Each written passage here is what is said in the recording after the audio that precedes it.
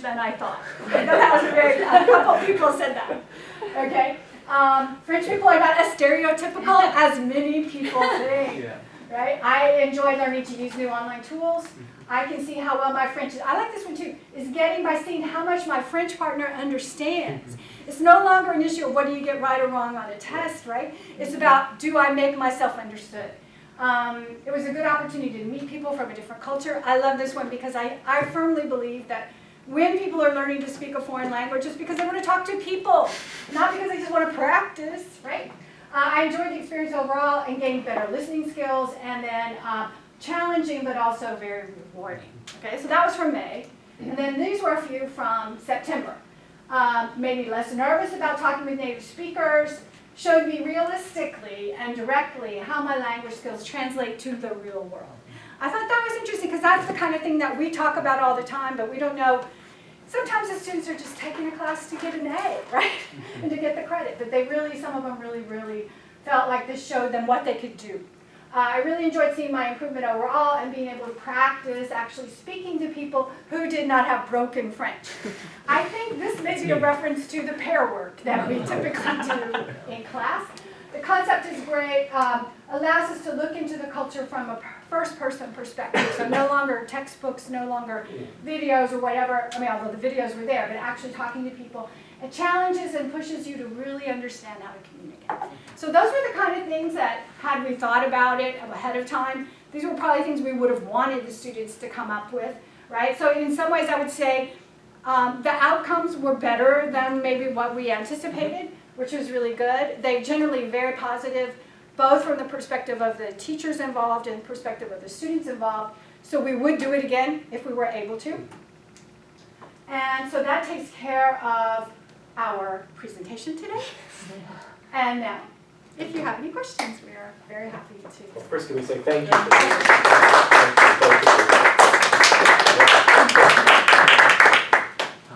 Yeah, we'll take any questions. I know you had something on the reflection part, but Let's see. if anything else.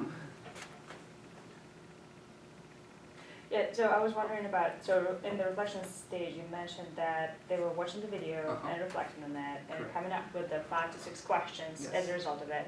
And then what was the, I guess, and then they were posting the questions for their French partners, or were they connecting to them one-on-one? Exactly. Ideally, and I think that's how we did it at the very beginning. The reason why we wanted to have these questions was on our part to kind of have, again, one more element to assess. I wanted to check on the questions to make sure that my students knew how to formulate questions properly. But then ideally, these were meant to be a conversation starter for the moment when we met online. So they could, and I think they did, send them ahead to their partners, but we did not require it, because the idea was to communicate spontaneously. So having the questions prepared would also allow them to see how well their partner could understand what they were trying to ask them. And in the first videos especially, we see that there's an element of repetition. They ask them, like, what are you trying to say? Can you repeat? So then the students have to reformulate the question in a different way, sometimes a bit more easily, so that it could be understood better. So no, we did not force the students to send them to the partners, but we wanted them to have those questions just to make sure they had a way to start. And sometimes they would not address all 5 or 6 questions. Sometimes we'll just talk about 2. Or sometimes the answer would be like, oh, okay, yeah, that's a fair answer, and just moving on. So that was. And this was the end of the round 1 of the unit, so to say, of the topic. Correct. Okay. Yeah. So whatever the topic of that cultural topic was of that unit, that was the cultural topic for the conversation. And I'll just add that that's part of the scaffolding that we had to do, especially for our students. We needed to make sure that they were prepared and felt comfortable when they went to, meet with these French people online for the first, well, especially the first time, but even after that. Yeah, and some of the French students, you can tell in the video, did not really prepare any questions, but they're really happy to answer, and they're really happy to provide more, again, background to what they did in their own personal video, which is also important. Mediating two cultures is always tricky. So, yeah. And another question on the planning side, how much time in advance did you start planning for this to happen? Let's say, if this was happening in the fall semester, would you start? Well, we made the first planning contact with our colleagues in Grenoble. It would have been in the spring semester of 2017. So we spent an entire, well, of course this was new. I mean, we hadn't ever done it before, so, you know, we had to plan out everything. But yeah, so we had a whole year. We took a whole year to figure out what we were going to do. But you probably, I would say, you don't need as much time. Now that we know exactly what it took, it's about spending more time on the right questions, so to say. I think that organization and timing is probably like the most important one too. One thing that we didn't take into account was spring break for us, as opposed to some schools in France had only first part of the semester in session, not the second part of the semester in session. So it was kind of strange, and that's the reason why too we actually dealt with 2 professors in 2 different classes in France over the course of 1 semester. So it worked out really well, but again, in the best of world, we would only have 1 professor in 1 class, making sure that this environment is very stable, but it's not a requirement. I think that if you want to plan something for the spring, if you plan in the fall and if you have a solid instructor and interlocutor in a different country or a different state, it doesn't really matter. I think it is doable. So. I have a comment and question to follow on it. I was very, very pleased, and this is terrific. Let me start with that. Thank you for presenting this, because this is it's such a cool project, and you're saying a lot of the right things that we keep, you know, we hope that's what we're going to hear, right? Is that after having this kind of experiment, you're going to get these set of outcomes. I was particularly pleased with the comment about your discovery of the need for instructor input. There is we're doing a volume that should come out in about 6 months on transformative and transformational learning in the language, especially language learning abroad, in an abroad context, and in a virtual context like this, where you're trying to simulate direct contact.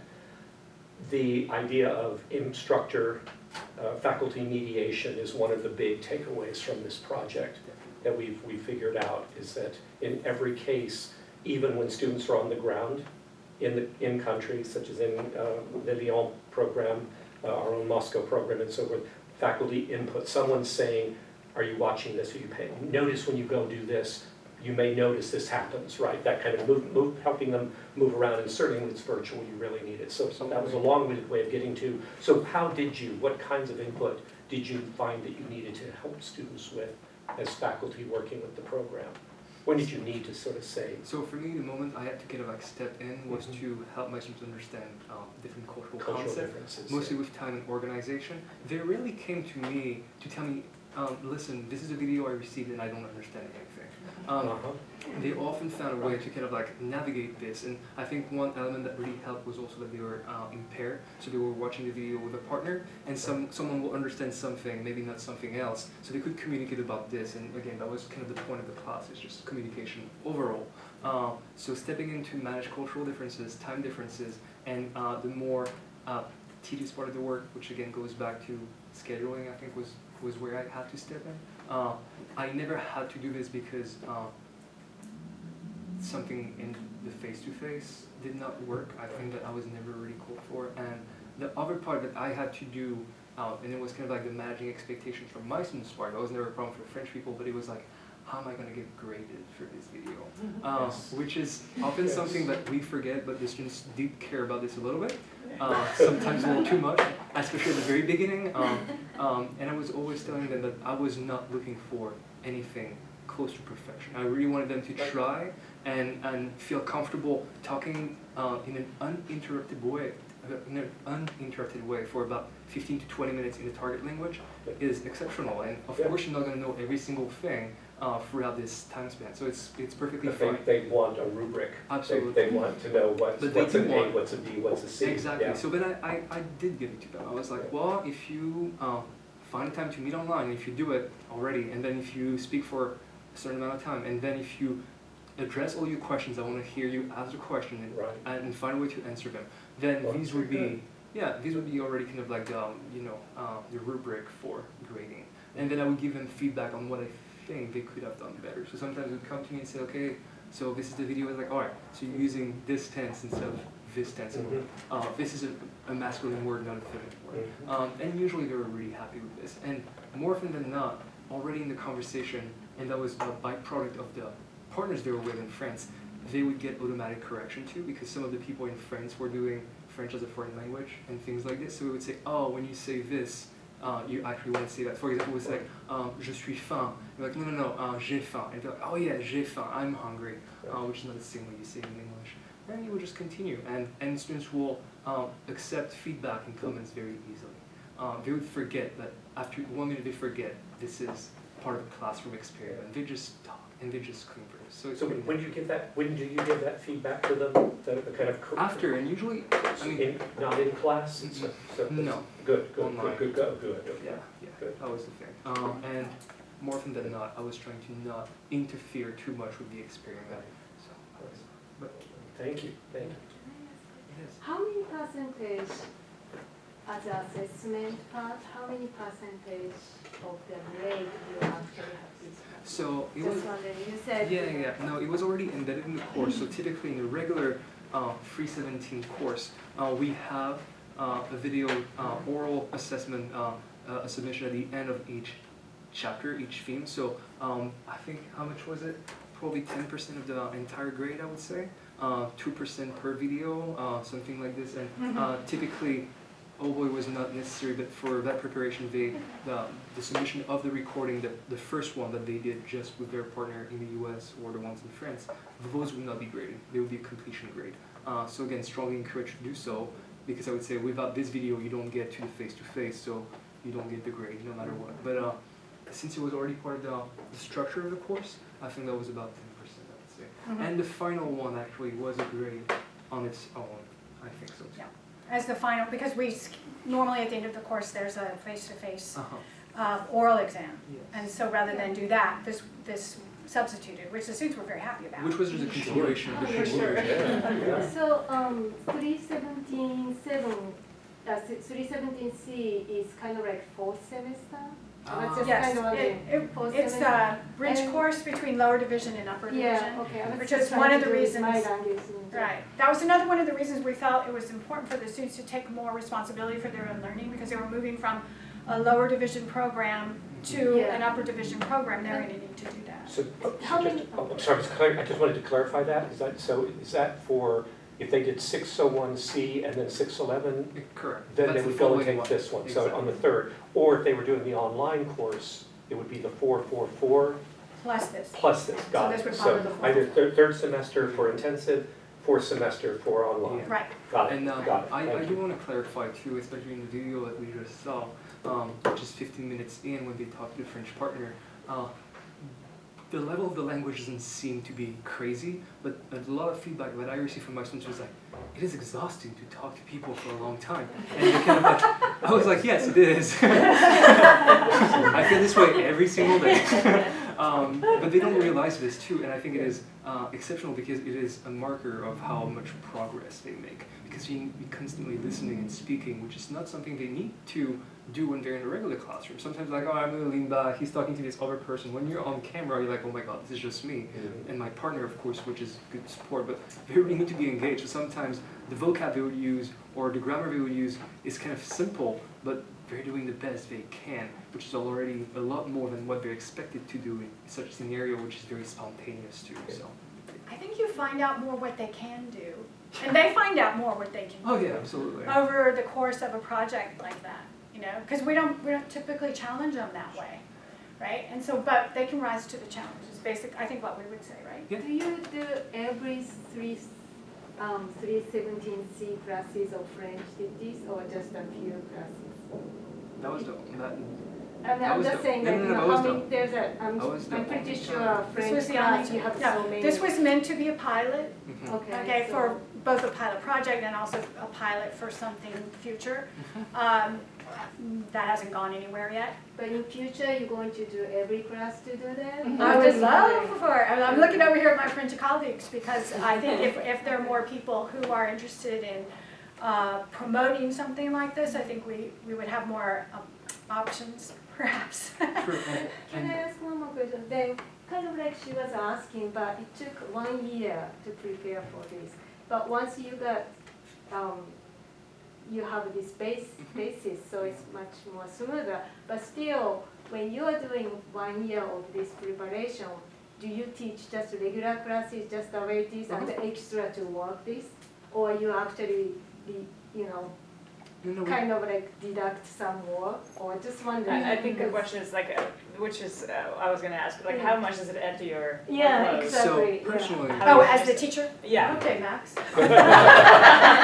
so I think a lot of the extra work that I had to deal with was not part of the project itself. It was about managing the manager. It was about managing the other instructors and friends. But still, it's you know, it's. So it was still fun. your I would time. say, honestly, for me, it was not all that much work, Uh-huh. especially after the first round. Okay. Past the first round, I was like, okay, we know how to do this. Now this is going to be a lot easier. Okay. And again, like I said, ideally, one round can be done over the course of like 3 weeks. Mhm. And we talked with Pat, this is kind of like, it's not set, right? It's, if your class is making very quick progress and every 2 weeks you change unit, you talk about a different topic, then maybe it's possible. We can also just do one round over the course of 4 weeks. But the idea is once the students receive the video, you want it to still be fresh in their mind. You want them to stay engaged and highly motivated. That's your task as an instructor, but also make sure that this is going somewhere. I think that students nowadays can get a little restless. They're not just taking your class, they have other things to take care of. So I think the idea was to go through one round, not too quickly, but not too slowly as well.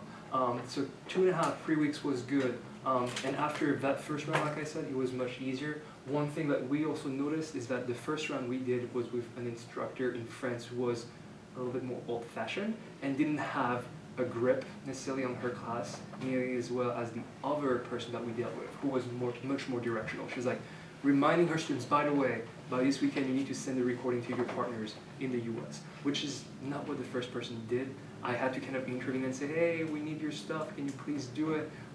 And again, lack of communication between instructors, and that the students didn't see. We handled it, but I remember that Pat was like, yeah, well, you're doing really well, kind of like being ahead of this, because sometimes, like, we would not get an answer for like a week. And I was like, where are you? You know how, here you get nervous if you don't get it in a day, you know, Yeah, 24 hours for an email response. And it was wait. perfectly fine. It was perfectly fine. The only thing that we had to be super aware of was the time difference, because again, our students had to do the same thing. We were talking about another potential project which would be equally fun, if it is possible, with Rose, who wants to do the same thing with Spanish speakers. And if you do it with Argentina, you're right on the same time zone, so it's a lot easier. Or if we had to do it with Quebec, you're only an hour, 2 hours away. And as a result, well, you can do it at 6 p.m., you know, or you can both do it at noon. It's fine. For us, it was like 7 p.m., 8 p.m. in France. And like I said, a lot of French people at 7 or 8 p.m. are very casual. They're just like, hey, hello. And the American students were like in it. They were like really, really responsive. They just really wanted to do it. So that was one of the things that we had to deal with. And I had to teach my students. But that was the only extra work I had to do in the classroom. Otherwise, it was outside the classroom. And to be fair, I mean, I don't remember, it was a year and a half ago. You tend to forget about the bad things. You just remember the good things. But I did not feel like it was all that much pressure on me, to be fair. The only hard part is probably to find and identify partners abroad, and that was Pat's That's job. the key, finding partners. And if you can maintain that partnership over multiple semesters, multiple years, that's ideal. Yeah. And we know And we would also like to add that no students were harmed in the process of this. there are I really think you not. noticed even when they were video recording, they looked very happy. Even the students who were struggling, they didn't look. Actually, the technical issue on that, I mean, is this, because we do this with Russian as well. We have the 9-hour time difference, so it's, it's painful. But do you do anything with FERPA at all? Do students need to sign off on anything? Oh, they signed. We got the permission to show the video. For the final exam, this is what we did. Yeah. Correct. Just curious if that. No, but that makes sense. And I think they're all glad to do it. They didn't really care. We didn't tell them like it's going to be put on social media and everything. No. You should do that. No, one thing, the one true critique that we got from the students was that we, over the course of the semester and during the 4 different rounds, changed our approach for the technology. We used Skype, and we asked them to use QuickTime to record the screen at the moment they were doing this, and that was a little too complicated, and we started using Zoom, which was a lot easier for them, which we also discovered during the course of the semester. Right. And that their comment was like, well, why didn't we use Zoom from the beginning? I was like, because we didn't know. Truly that was the whole thing. That was the only critique that they were really kind of like firm about. The rest was like, yeah, it was fun, it was all right, it was cool. And they would come and talk to me, like, you don't really feel like you're French, because these people are very French. I was like, yeah, they certainly are. I don't know. Throwing shade on the instructor, what's that? But I was happy because they would come and talk to me about the things they learned, Right. having talked to somebody who was completely different Right. from them too. And that was very rewarding for me. It's like, this is worth the extra 20 minutes I tried to just get a hold of that French instructor who's not talking to me. Yeah, I would just add too that a couple of takeaways I had from watching all of this happen and interacting with Max practically every day was that the students started off in those conversations, our students, laying back kind of, letting the French people take the lead and letting them speak in English. And they were kind of shy about speaking French, but by the fourth round, they were able to maintain a conversation for several minutes in French. They were no longer, just kind of trying to get by, and they didn't seem quite so shy anymore. So that was one thing. And then the other thing was the complexity, the cultural complexity that was communicated through this project was much more than we could have ever communicated in this course in any other way I'm aware of. That's correct. I was just gonna ask, is Zoom free? Can you use that service and have the conversations recorded for free? Yeah, Oh, that's great. it's like for 40 minutes. Up to 40 minutes, okay. Which was fine, although sometimes Yeah, they that's went great. over. Well, I know that there are departments that'll do like, this kind of interaction, like abroad using virtual media, but you usually have to pay for it. No, this is free. Up to 30 minutes, that's And great. you can record it. Okay. Right, Which really was a game changer for us. Yeah. yes. Do you watch every 4 round of every student? Do you watch all of this? I mean, and I then did. And it's actually, we try to store them on box, and it's like we said, it's been a year and a half. I was surprised. We probably lost a few videos in the process too, which is fine. And I tried to contact the students to ask them, do you still have the recording?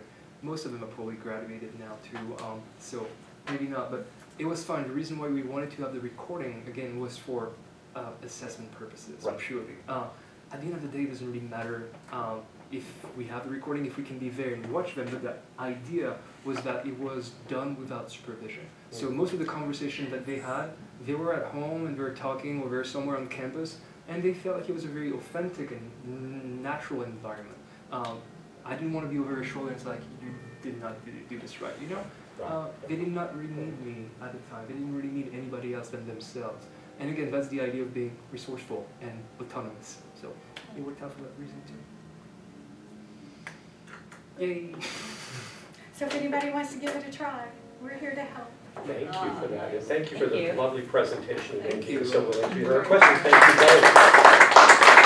Thank all of you also for coming in today. I know it's always time that is a commodity in every